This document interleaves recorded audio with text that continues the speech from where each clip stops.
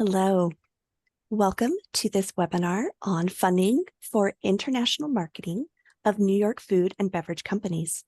I'm your moderator, Jenny Alton from the New York Small Business Development Center Central Office. This webinar is hosted by the International Trade Department of the New York Small Business Development Center.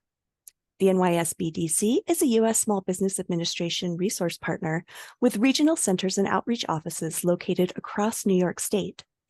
Our free advising, education, research, and advocacy services are made possible by funding from the SBA, New York State, and our host campuses. We have with us today a great lineup of presenters. We have our own Dr. Mercedes Sanchez-Moore, Director of the NYSBDC International Trade Initiative, Logan Zweifel, Food Export Northeast Liaison for Delaware and New York, and Catherine Bamberger, Industry Development Representative with Global New York. So you know, we are recording today. We will share links to a copy of the slides and the recording in a follow-up email. Attendees are muted and will not be on camera. Your chats will only be visible to me and our presenters. If you have questions during the presentation, please don't hesitate to type them in the Q&A box as they come up. You can open Zoom's Q&A box from the Q&A button at the bottom of your Zoom window. We will address questions in a Q&A session after all of the presentation materials. And with that, I will turn the time over to Mercedes. Thank you, Jenny, for your kind introduction. And good afternoon, everyone, and thank you for attending this webinar. I am Dr. Mercedes Sanchez-Moore, Director of the International Trade Department of the New York Small Business Development Center. The New York SBDC is a partnership of the U.S. Small Business Administration, SUNY, the City University of New York, New York State, higher education institutions, and the private sector. The SBDC provides one-to-one business advisement, training, and research in support of entrepreneurship and economic development for the state of New York. The International Trade Initiative is a special program within the New York SBDC network, which is housed and part of the SUNY network of 20 regional centers and 72 outreach and satellites offices. 98% of the population of the state of New York is within 30 minutes of an SBDC service location. The New York SBDC International Trade Initiative supports SBDC clients statewide with expertise and experience in international trade and fair compliance. We also provide SBDC staff with professional development, increasing trade advising capabilities statewide. All of our services are free, customized, and 100% confidential. We help small and medium-sized companies become globally competitive by providing export development and import operations assistance through one-to-one trade consulting, market research, innovative training, and links to additional export resources provided by our partners, Global New York, the U.S. Commercial Service of the Department of Commerce, the Small Business Administration, Exim Bank, and other public and private organizations like Food Export Northeast, which is participating in today's webinar. The New York SBDC can help your business become a successful competitor in foreign markets by helping you plan and implement your export strategy. Our international business consultants are available to assist retailers, manufacturers, high technology, and even service companies with export planning and other areas such as export readiness reviews, export business plans, targeting international markets, selecting sales and distribution channels, legal considerations and licensing, logistic procedures and documentation, market research and trade statistics, and international financing options. If you are successfully operating a business in the United States, you owe it to yourself to consider exporting. Many small businesses have products and services with international market appeal, but are not certain on how to proceed. The New York SBDC is here to help. We invite you to contact one of our 20 centers and schedule a no-cost session with an SBDC certified global business professional and realize your exporting potential today. And now, it is my pleasure to introduce our main speaker of today's webinar, Logan Zweifel. After graduating in May of 2022 from Duke University with a bachelor's in international business and marketing, along with a minor in Spanish, Logan moved to Philadelphia to join Food Export Northeast as a liaison. Logan has had previous experiences as a food export intern for the Food Export Midwest state of Iowa and has had many travel experiences, most recently through Europe and Costa Rica. In his free time, he enjoys exploring Philadelphia, watching exporting events, and traveling to new places. Logan has also recently started a master program for international logistics management at Maine Maritime Academy. Please, Logan, go ahead with your presentation. Thank you for the introduction, Mercedes, and good afternoon, everybody. I've got my screen shared here. Are you able to see? Yes. Great. Well, I'm very excited to showcase some of the programs and services that Food Export has to offer for exporting support. Specifically, we'll be zeroing in on the branded program today. That's our 50% reimbursement program for international marketing.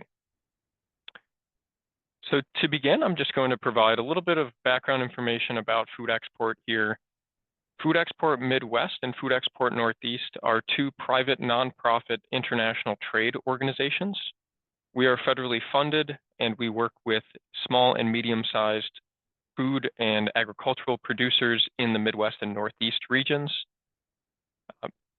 The value-added consumer-oriented products kind of covers a wide range, and we'll cover this in a later slide here as to the specific product categories we can work with. But for the background of who our members are, they're actually the state agricultural promotional agencies. The layout of the state regional trade groups are as follows here. You can see Food Export Northeast is made up of 10 states in the red here, and Food Export Midwest makes up 13 states in the blue here. We also have sister organizations, Southern United States Trade Association and the Western United States Trade Association, that offer similar programs as well. This is just a further breakdown of the specific states that we work with. Again, this is composed of 23 different states in total. Getting into the specifics of how Food Export can help overall, we have three main program areas that we focus on. We focus on exporter education, market entry, and market promotion.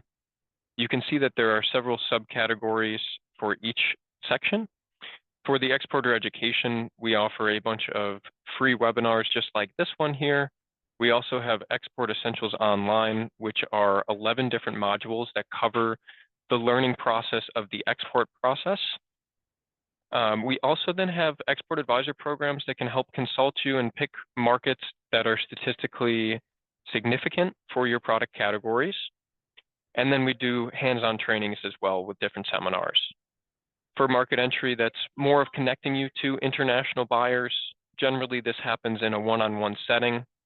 There are different ways to gain exposure, like our Trade Leads programs, in addition to US Food Link, which is our bi-monthly newsletter that goes out to 12,000 plus different international audiences. Under this category, you can also receive consultation. So if you'd like to do a market builder, that's made up of two components. We've got market scan, market research, in addition to virtual consultations where you can connect directly to our in-market representatives. We do have 20 in-market representatives around the globe that cover different countries and regions. So they're a great resource under this category here. And of course, this is the folder that, or the section that you're going to meet buyers through. So we have buyers missions, focus trade missions, and international trade show add-on services as well. And then last but not least, we've got the cost share funding program here, which we'll dive into deeper on the next couple of slides. Before we do that, here's that slide I promised, kind of outlining a little bit more of the product categories that Food Export works with. You can see that it's anything under the value-added consumer-oriented products, from snack foods to private label. We can also work with pet foods, seafoods, feed ingredients, as well as food ingredients.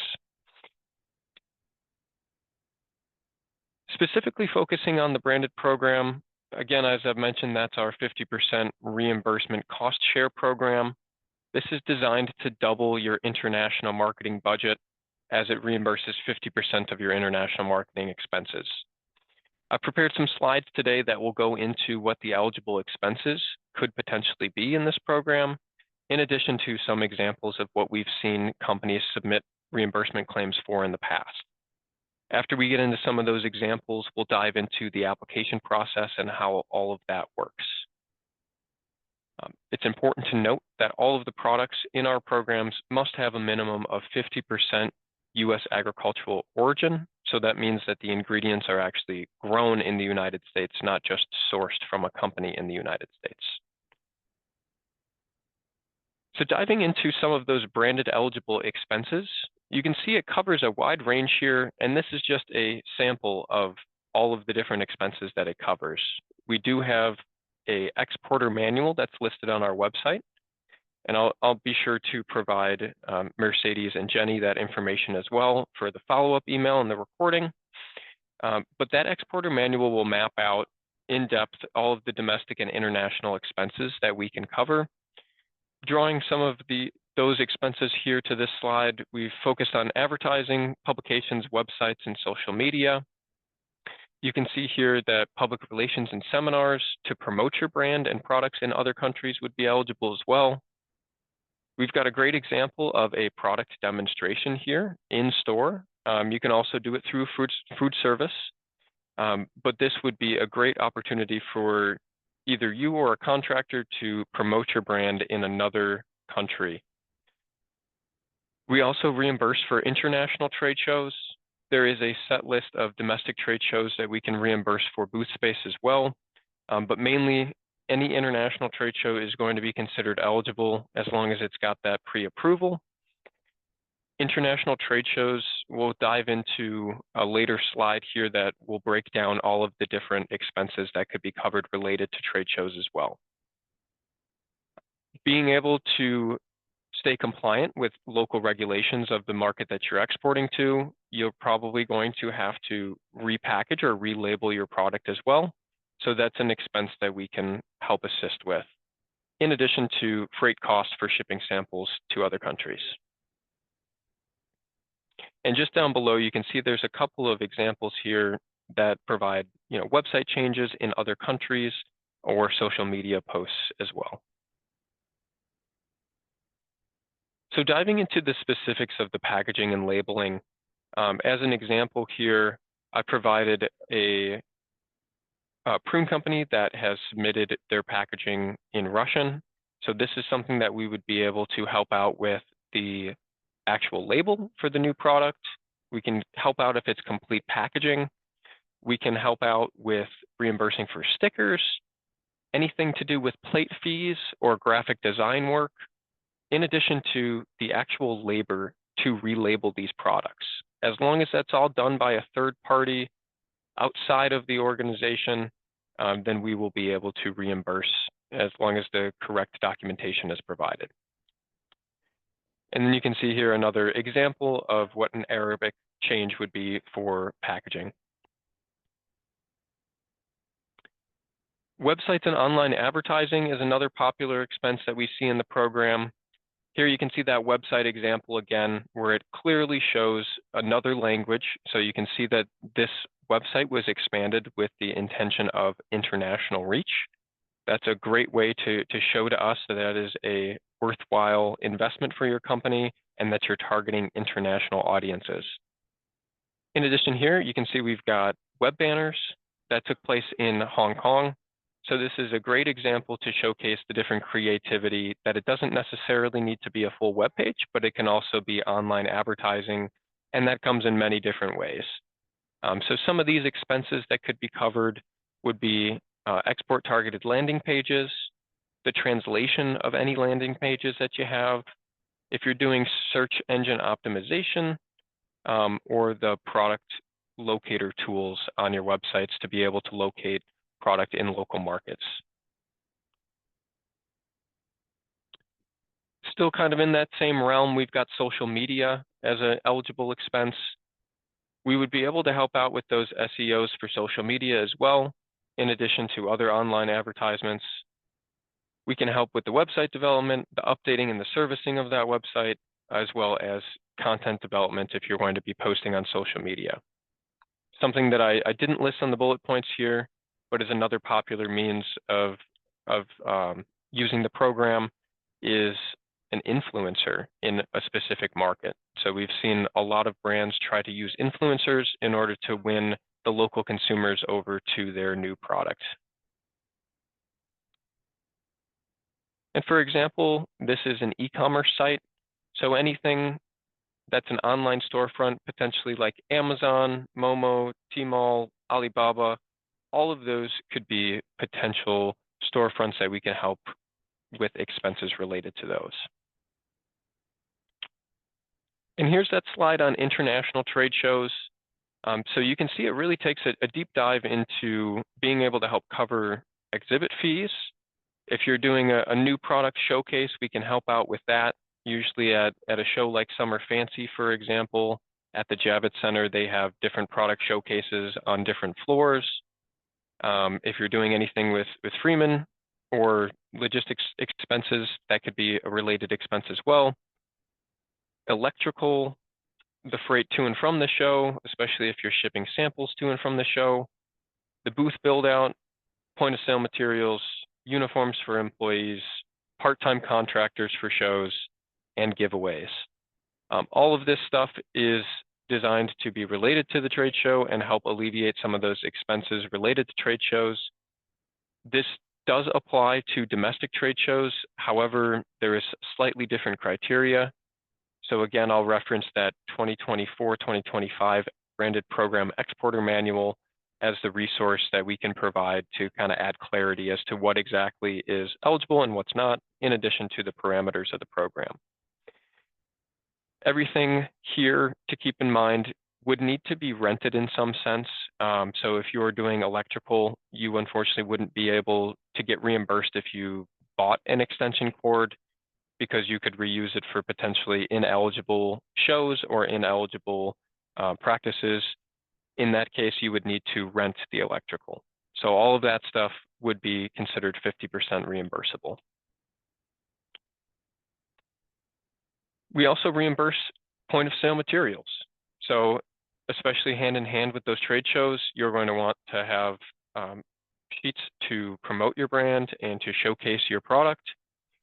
So this is a great way to save on some of those expenses as well, and have a little bit of an interesting design aspect to it too. You can see here, this company in the teal decided to add an awesome design and get creative, whereas some companies like to just keep it simplistic and keep their brand and their product on the forefront here. Either way, these are all three examples of things that we could reimburse for. You can also reimburse for demonstrations and merchandising displays in foreign countries. It's important to note here that you have the US origin statement. You can see that's front and center.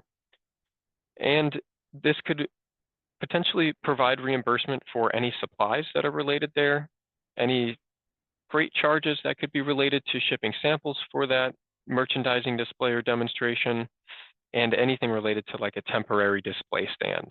Again, keeping in mind temporary, the rent versus the buy. You can also help out with giveaway materials, and that could be anything from hats and shirts to masks like we saw during COVID times.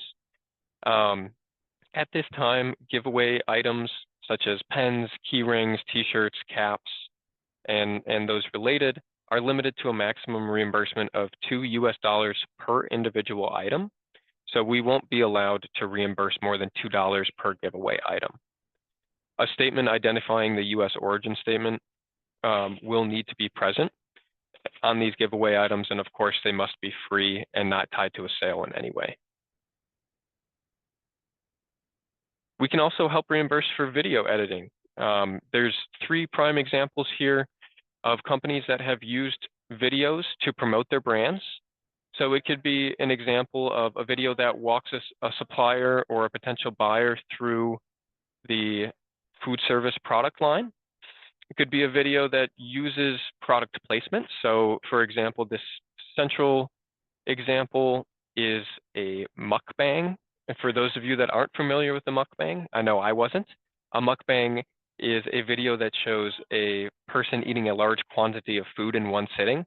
So this is one of our ice cream companies that they were able to showcase their brand in this video. It's a very popular influencer thing in South Korea. So that was a great idea on their behalf. You can also see that commercials would be eligible too. It looks like this one might be a YouTube ad for mayonnaise in the UAE and Saudi Arabia. So lots of different flexibilities that we can provide there in the creativity planning of promoting your brand. Can also help out with print advertising. So for example, here you can see we've got newspaper and magazine in a newspaper in Taiwan and a magazine in Turkey. These would be great ideas in order to get your brand recognized in more traditional broadcast ways. This also will require the US origin statement. Mainly think for any international expense, just double check and make sure you've got the origin statement visible or present or in some way communicated to consumers. We can also help with the large format advertising. So again, with a little bit more of the traditional advertising here, you can see anything from billboards, truck wraps, or your traditional advertising in stores here. So all of this would be an example of an eligible expense that if taking place in another country, we can provide reimbursement for and split those costs with you. And then last but not least, the example I wanted to wrap up on was chef demonstrations.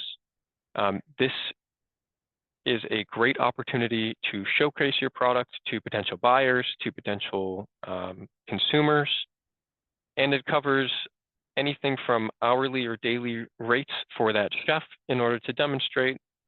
If you're renting a room or equipment, any banners and signage, sampling materials, and then of course that freight again for shipping the samples.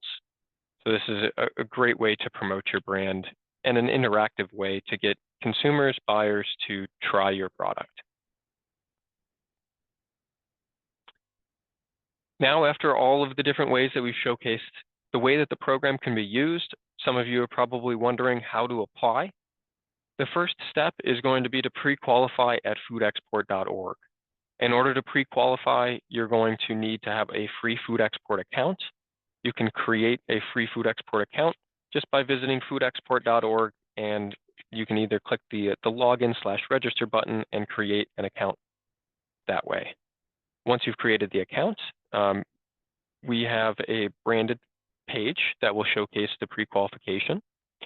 The pre-qualification will take you 5 to 10 minutes to fill out basic company information so that we can have measurables and metrics and see your growth in our program. All of the information will be kept internally and will be kept confidential, so you don't need to worry about any of that. Once that pre-qualification is submitted, we will go through the review process and reach back out to you, either letting you know that we have further questions about the pre-qualification or that your pre-qualification has been approved and that you can move on to the formal application. So we'll get into what the formal application process looks like on the next step-by-step breakdown. But it is important to note that this program year does run from January 1st to December 31st. So all activities must end and be paid for by December 31st. This is a calendar year, and the program does begin accepting applications in August of the prior year. So for example, our 2025 branded program will run from January 1st, 2025 to December 31st, 2025. However, we began accepting pre-qualifications and applications in August of 2024. And then a supplier can apply every year for a given country, so there's no more graduation. We used to have a cap at 5 years per market, but now you can apply every single year as long as you're using those funds and you can showcase that they're going to good use. Getting into that step-by-step breakdown, of course, we're going to start off here with step 1 as an eligible US supplier. So that's all of you on the call here. In order to qualify, you must be headquartered in one of those 23 states, so either in the Northeast or in the Midwest. And then secondarily, you must be classified as a small business. Generally, that means you have 500 employees or less across all organizations. That does include if you have a parent company. And then finally here, you need to have branded products that have 50% or more US origin ingredients. So again, the origin of those ingredients are being grown and sourced in the United States. For step 2, you're going to then go ahead and develop that marketing plan and a budget. So the pre-qualification will kind of fill in before the actual formal plan. So fast forward now to you've completed the pre-qualification and you're getting ready to fill out the formal application. This is what it will look like. For example, if you're going to be shipping product samples, maybe you'll estimate that this cost you $2,000. And if you're going to be exhibiting at a trade show, you'll estimate about $10,000. Maybe you want to host a seminar about your products and estimating $10,000 that way as well. So your total spend would be $22,000. And that means that you're requesting an allocation or a reimbursement total of $11,000. So as you're applying, you're going to fill out that pre-qualification, go into the application where you'll map out by country your projected marketing expenses and your marketing plan. And then you'll go ahead and submit that application. When you submit the application, there is a application fee. It is $300 if it's in before December 31st of the prior year. So in this case, for 2025, the application will cost $300 until December 31st, 2024. After that, it will increase $50 to $350 for the remainder of the year. The program is a rolling basis, so you could apply all the way up until December of 2025. However, due to the increase in demand and our limitations with funding, we try to help as many companies as possible, but we are on a first come, first served basis. So it would be more in your favor to apply early. Once you've gone through, you submitted the application, you've paid your fee, your contract will go into the contracting phases. And then once that is complete, you will just need to sign the contract and you'll submit a 6% administrative fee. That will be a 6% administrative fee of the requested allocation. So just going back, in this example, it would be 6% of $11,000. And then once you're fully contracted and we've received your signed contract, then you can go ahead and actually execute the activities. So whether that be a seminar or whether that be exhibiting at a trade show, you need to apply to the program ahead of time, get accepted, have your allocation, and then execute the activities after the fact. Once you've executed those activities, step 5 is to submit documentation and get reimbursed. So once you come back from that activity, let's run with a trade show, for example. If you're returning from a trade show, you'll need to submit 3 pieces of information. One will be the invoice for your booth space or booth-related expenses. 2 will be the proof of payment that you've paid that invoice.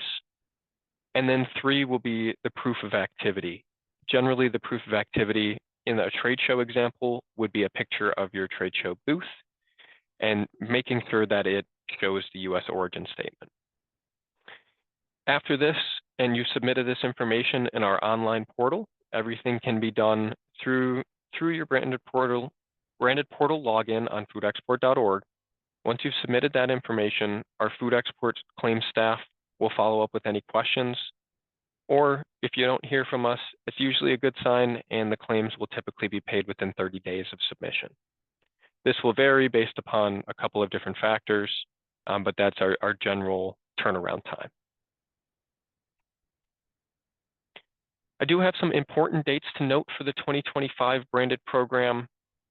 Of course, I mentioned that we open up on August 1st, accepting applications. So for 2025, our applications are currently open and rolling. So if you have any questions, I am more than happy to assist with this process. As the New York liaison, I'll be your main point of contact.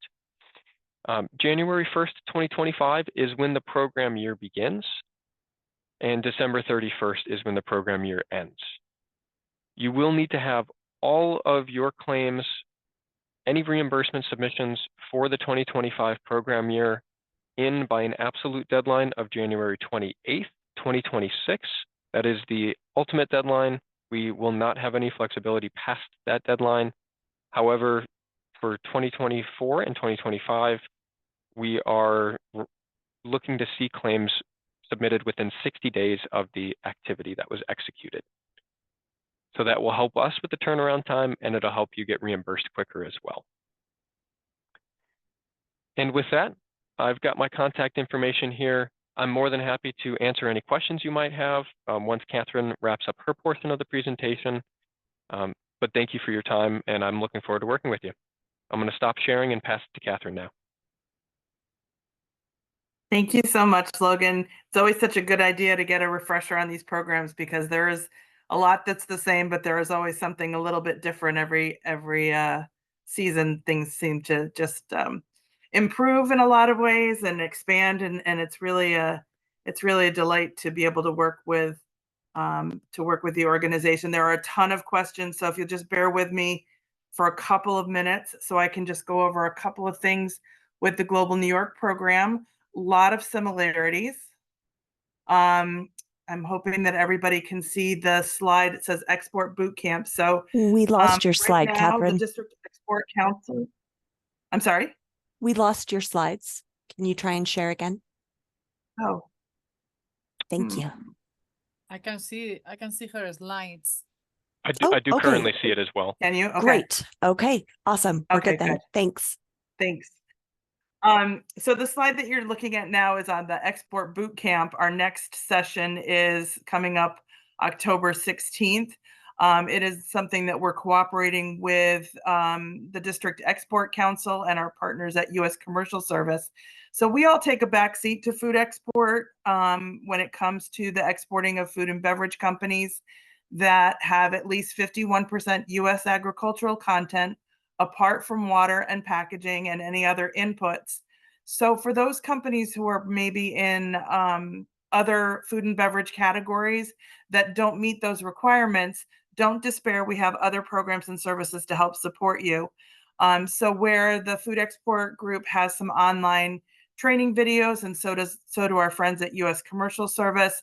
There's also a live webinar series that's taking place. Again, just the introductory series was in September. You can watch that video if you want to catch up. You're welcome to join us starting October 16th. They're monthly 1-hour sessions. The cost is $95. It's paid to the U.S. Commercial Service. They're our hosts. And the email there, carmelamamis@trade.gov, is how you can sign up. If you're interested in joining us, you're certainly more than welcome to do so in any industry sector. What I shared with that group last week is what we're going to be looking at the rest of these slides. The Global New York program is with the Economic Development Agency of the state of New York, Empire State Development. And our programs and services are very similar to what is offered through Food Export. Their market survey is what we call our EMAS, Export Marketing Assistance Service. And we require that companies who would like to use this service have at least 51% New York content of products and services. And that includes all of your inputs, less any foreign inputs. So that's where companies who, again, don't qualify for food export can get this service. Really, any company can. But we like to refer any companies that do qualify to food export because their representatives in their 20 countries and markets around the world are very specifically focused on food and beverage, whereas the contractors that we work with are really more generalists. To that note, we actually just expanded our coverage from 9 offices to 15, so a 50% increase, and 187 countries, and that contract just opened up on October 1st. They will provide a list of potential partners, importers. They will provide market and industry information specific to those countries, and they'll help make some of the introductions, working with you to determine which of that list of partners are really the ones that are a best fit for you.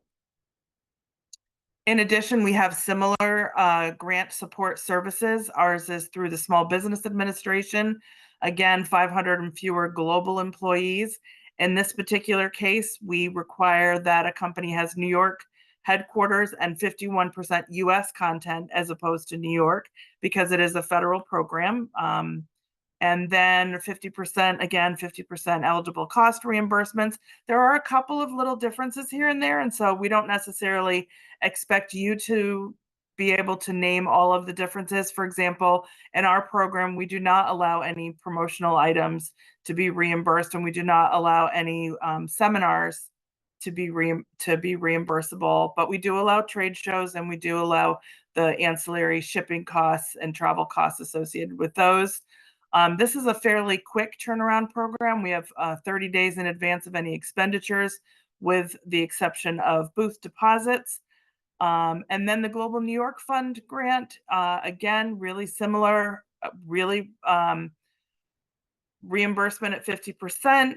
This is a little bit longer turnaround because some of the dollar amounts are a little bit higher. 51% New York content again. And we do look at the number of employees in New York State as opposed to globally. So there's a little bit of, again, a difference between all the programs. You don't need to remember that. You just need to remember to call one of us and we'll help you through it. Where STEP program has about $5,000 limit per trade show and $3,500, $2,500, depending on other kinds of website development or other activities. They do have a $10,000 total cap. That runs on a federal fiscal year, so it's October 1 through December. So October 1 of 2024 through December of 2025. The Global New York Fund is a rolling application. Both of these are. That we require at least 90 days in advance of any expenditures, and you can combine, similar to the food export program, you can combine multiple shows and website development and translation of materials, et cetera, into a single grant, and then be reimbursed at the end of that grant when all of the activities are completed. So again, food and beverage sector, for the most part, we're going to send you to Food Export Northeast first. Also, our friends at the Department of Agriculture and Markets has a number of different programs and services. They are the member for Food Export, but they also, for those of you who do get to this point, they will be the ones who issue the certificate of free sale for anyone that they inspect. So that's a really important contact for you to know. If you're familiar at all with the Taste New York program or the New York State Fair, the folks at Department of Agriculture and Markets are the ones who run all of those programs. So again, Global New York offers technical assistance. We offer, for those companies that don't get inspected by the Department of Agriculture and Markets, we offer them a certificate of free sale through us. And then we also will make referrals to all of our different partners at the SBDC, at Food Export, U.S. Commercial Service, Department of Commerce, freight forwarders, and all the other partners who can provide services to help you through this process. Empire State Development is also responsible for regional councils and consolidated funding applications. So for any companies who find that export growth has really supported them and they need to expand, we do have some grant programs and other funding programs to help companies with either moving to a new facility and outfitting it or expanding on their current sites. We also are the Minority and Women-Owned Business Certification Organization. That's a different division, but that is still through our same agency. And so sometimes if you're interested in doing any kind of state or federal procurement, that is a certification that is very helpful to companies. So our team is primarily based in New York City. We have Brian Tubner and Antonio Rodriguez who work with companies, as well as our administrative staff.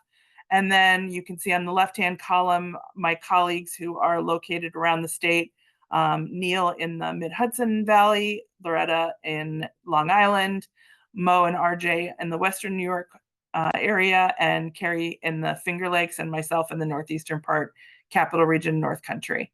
So just wanted to say thank you all for joining us today.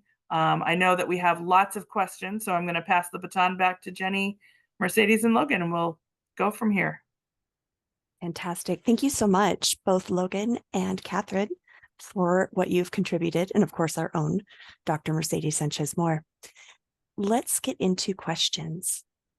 The first question is there a reimbursement limit for each small business that applies, Logan? This was directed at your program. Okay. Yes, for the branded program for first-time participant, the max ask would be $25,000 of allocation, meaning $50,000 worth of projected expenses. Once you show utilization as well as just like good program participation, trending towards that second year, that number ups to $300,000 worth of expense, $300,000 worth of allocation, meaning $600,000 worth of expense. Okay. And I do want to invite our viewers, if you would like to enter a question, you can pop that in the Q&A box. We're also monitoring the chat, so please get those questions in there so we can make sure you get your answers. All right, can one application include budget for more than one trade show? And this one was also directed for your program, Logan. Great. Yes, the short answer is yes. A branded application is going to map out by country what your projected expenses are. So, for example, you could have a United States country marketing plan in that would consist of 3 domestic trade shows, maybe Sweets and Snacks, Summer Fancy, and Expo West. And then you could also have a Canadian country marketing plan that could maybe be our focus trade mission to Canada, label changes, and shipping samples. So you would basically add in per market under one category what your projected expenses would be in total. Excellent. What about adult beverage products? And we can ask this one to both of your programs. For food export, we do work with alcoholic beverages. So we actually have a couple of different buyers missions, which is where we fly international buyers domestically here to meet with U.S. suppliers. We do have some of those geared towards beer, wine, and spirits. It's usually looped into the National Restaurant Association show in Chicago, but we do have resources to help with that. And yes, those products are considered eligible as long as they have 50% or more U.S. agricultural content. And that's the same for both STEP and the Global New York Fund. I'm assuming that that's what adult beverages means.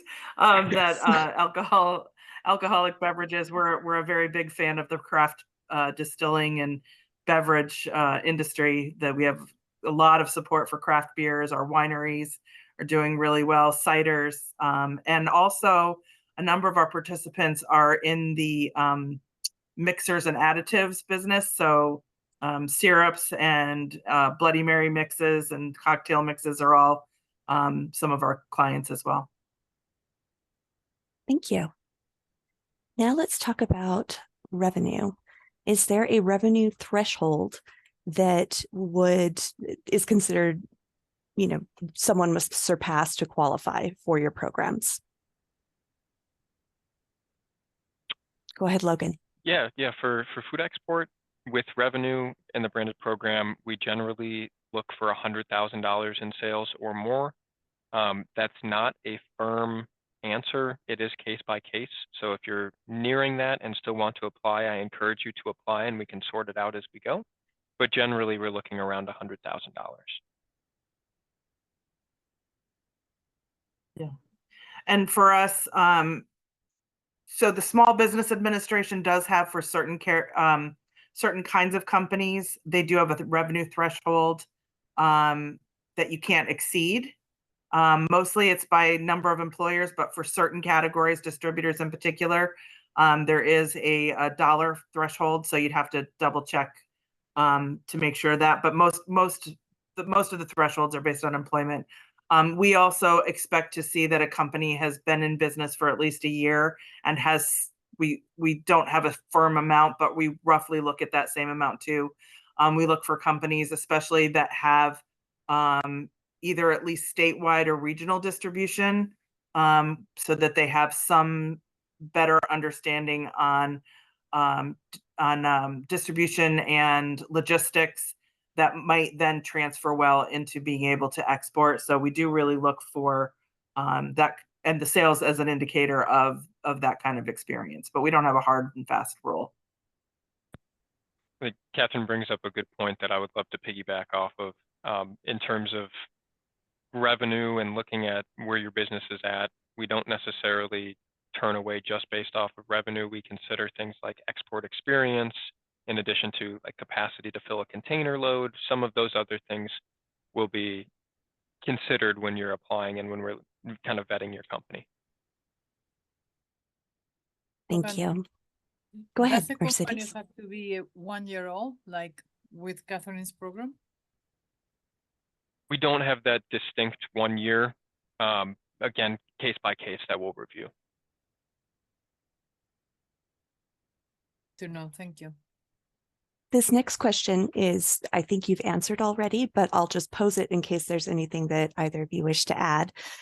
This person wanted to know, what's the smallest scale of business that would be eligible? So is there anything that you wanted to add to what you've already shared? I think a lot of it revolves around that same answer of export capacity developed for us, specifically with it being an international marketing program, just making sure that your domestic business has developed enough that you understand how it operates. We work with companies that have 1 employee all the way up to that $500 or 500 employee threshold. So small business has a very wide range. Yeah, and I would say similarly, you know, it's not that we don't get questions for people who are brand new starting up or maybe don't even have a business yet. You wouldn't be eligible to apply. We're certainly happy to talk to you about when you get there. But we like to refer often people who are still in that phase back to our friends at the Small Business Development Center, who can help craft a business plan and a growth plan, and you know, help make some of those early business decisions that would really be a preliminary step prior to applying for grants. And it's similar to getting any kind of financing, any kind of bank financing, community lending, anything like that. They're still going to want to see a business plan. So it's not necessarily the size of the company, but the export readiness or just the business readiness. Thank you. And Mercedes, I did put a link for our locations. Do you want to go over how it works to sign up for services with us? Actually, they could both utilize my information that was in the slide that we show, or go to the nearest center that they have and just express the desire to meet with me or to have some export counseling in this case. Wonderful. So do look in the chat for that link if you want to find the center nearest to you, and then we will send out a PDF copy of the slides that will have Mercedes's contact information in there as well. Now, could I have each of you speak about, Logan and Catherine, what are some of the pitfalls that you see for companies who want to apply, but then something comes up that you know, makes them not successful with their application process? It's a really good question, Jenny. Thank you. So I think the biggest thing is sometimes companies get scared off with projecting out their marketing expenses for a full calendar year. You don't have to know exactly what you're doing. You're not going to be held to, you mapped freight for shipping samples to Canada in your application. Well, you have to do that. It's not like that. Once the money has been set aside and you've been deemed with your allocation, then your allocation is flexible. So there are things we can do behind the scenes that can help you move it from Canada to Mexico or anywhere around to fit a specific market that maybe you had plans to pursue Canada, but now you have a lead that's developing in Mexico. Well, we can switch things behind the scenes after the fact. So I think the downfall is that sometimes companies think, because I'm applied and contracted for this specific market, if this marketing expense is not going to be carried out anymore, well, then that money just goes down the drain. That's not true, and we can still move it around and still help your utilization percentage as well. And Catherine? Yeah, and in What would my you say? experience, I would say that following the rules. So it is taxpayer dollars, there is paperwork involved, and there are rules. So if you fly overseas, you have to fly on a US carrier or under an open skies agreement. Save your receipts. For the branded program, having that made in USA flag is imperative. So there are little things that are requirements of each of the programs. Just make sure that you read through all your agreements, cross all your T's, dot all your I's, and when in doubt, ask first. It's always easier to correct and anticipate problems beforehand than try to fix them afterwards. So ask early and often if you have any questions whatsoever. That's why we're here. This is what we do. This is why your taxpayer dollars at work is basically what funds all of our work. We are here to help you get the most out of these programs. But that to me is always the heartbreaker. Is I have clients that I talk to and then I run into them, or they ask me about how to get reimbursed for something that they've already done with the programs that I told them about.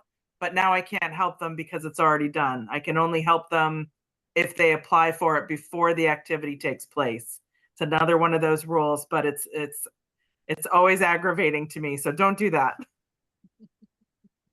Excellent advice. Very good to be aware of beforehand. We have a few minutes left. And so are there any favorite client success stories that the two of you would like to share about your programs? This is a little bit of inspiration for the people who are with us today. I think one of our best success stories, it's not specific to a market, as it's off the top of my head, is Hearst potato chips. They've been largely involved with our programs over the last couple of years. They were technically classified as a medium business by the time that they were done with our programs, but they had seen so much growth in the international sector that we kind of helped them get there. So they utilized our branded program. They were very active on our focused trade missions, and they also participated in a lot of domestic buyers missions. So that one was really cool because, especially being out on the East Coast, it's a brand that we're all familiar with, and it was very fascinating to be able to understand their plans and then see what they were doing. So what were they submitting their branded claims for in these foreign countries? Their marketing plan was very, very interesting. So I think that was probably one of my favorites off the top of my head. Catherine. We used to have a bagel company in Brooklyn that was very successful, and they had business in Japan for a significant amount of time. And the neat thing about them is that they actually created new flavor profiles for the bagel shop in Japan that had, I can't remember exactly what they were, but they were, let's just say there were flavors that probably would not go over really well in the United States, but they were able to, they had fish and seaweed, which now we think is pretty common, but at the time it was not really all that common in the US market. But they were able to parboil with the New York water and send the bagels over so that they were still fresh baked locally, but they would send them over frozen with these different flavor profiles. And they had a really super successful business for a really long time. But it was neat to see that, you know, it was the US product, but it had a little bit of a local twist to it. And they were able to have a really long, successful exporting business for a long time. Wonderful. Mercedes, I know you've had some fun success stories lately too. Is there one that you would like to talk about today? Well, we were lucky enough when we met Logan. We were working with a small business called Broma, and Taylor actually she was producing almond butter with twist. It has also lentil butter and chocolate. Super tasty. I mean, tons of calories on it, but it was really good. And working with Logan, they applied actually for the program, and she just came back from Canada. She attended their focus trade mission, and I am proud of her because it's a woman-owned, it's her own business, and within a year she was over that threshold that they needed to me to be able to be eligible for the program. And she's also now going to have her first employee. And so I'm very excited about her prospect, her future prospects too. Fantastic.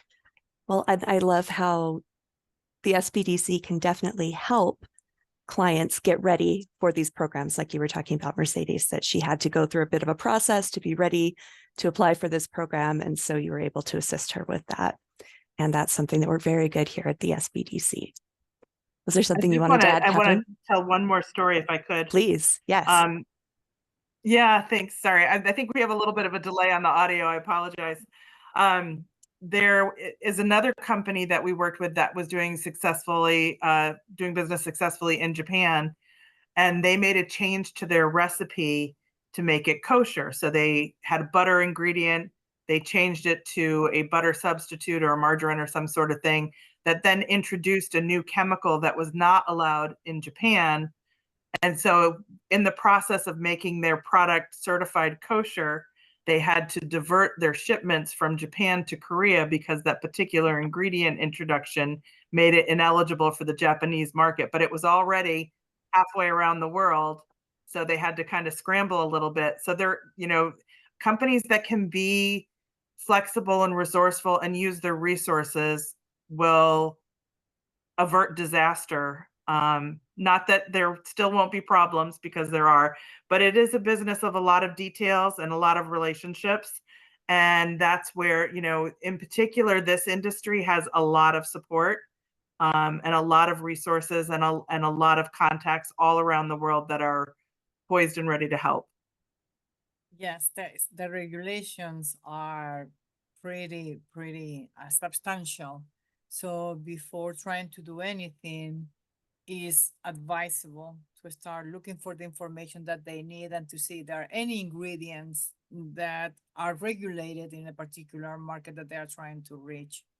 So that's a very important point. Thank you for bringing up, Catherine. Yes, and those types of regulations, you help clients do that research, correct, Mercedes? Yes, and Logan or Catherine as well. We are any one of us. Actually, the regulations they are all listed as also under the FDA, the USDA, and the Foreign Agricultural Service website. But we will look for those links to make the client aware. Excellent. Well, we do not have any more questions at the moment. So I am going to put, Catherine, you had dropped a link. I'm going to make sure this goes out to everyone for step 12, you'd said, correct? Is that what you'd put the link in for, Catherine? Oh, I think we've got that audio delay again. Okay. Well, that's okay. It looks like it was. Okay. So that's in the chat for anybody who wants to grab that really quick before we close down today. And just thank you so much, Logan and Catherine, and of course, Mercedes. And we hope that you found this webinar useful. That is why. I'm sorry. Thank you for fixing that. No problem. Glad to do it. We hope you found this webinar useful today. And when I shut things down, there will be a quick survey. If you have a moment to give us some feedback, we always appreciate hearing how you think things went today and other items, other training areas with which we can assist you. We want to make sure that we are meeting the needs of business owners in New York State. All right, everyone, have a lovely rest of your day. Thank you so much. Thank you. Bye-bye. Bye.